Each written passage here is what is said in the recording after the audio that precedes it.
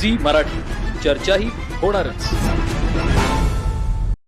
कामकाजाबद्दल महिला ग्रामपंचायत सदस्यांसह अनेक तक्रारीमुळे अब्दुल्लाटचे वादग्रस्त ग्रामविकास अधिकारी अनिल भारमल यांच्या बदलीचा आदेश शिरोडचे गटविकास अधिकारी श्री घोलप यांनी काढूनही ग्रामसेवक अद्याप चार्ज सोडायला तयार नाहीत.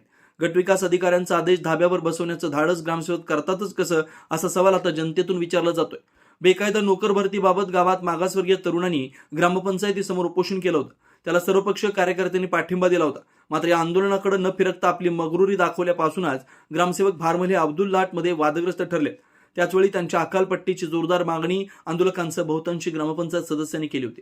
त्यानंतर त्यांच्या अनेक कामकाजाबद्दल नागरिकांसह एका महिला ग्रामपंचायत सदस्यांनी आपणास अपमानास्पद वागणूक देत मानसिक त्रास देतात अशी भारमल यांच्याबाबत वरिष्ठांकडे तक्रार केली होती.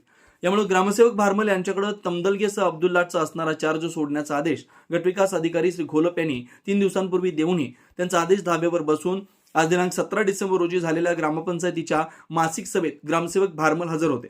सामाजिक कार्यकर्ते, आंदोलक यांच्यासह वरिष्ठ अधिकाऱ्यांना न जुमानता मनमानी करणाऱ्या ग्रामसेवक भारमल यांची हकालपट्टी करण्यासाठी आता वरिष्ठ पातळीवरून हालचाली सुरू झाल्यात.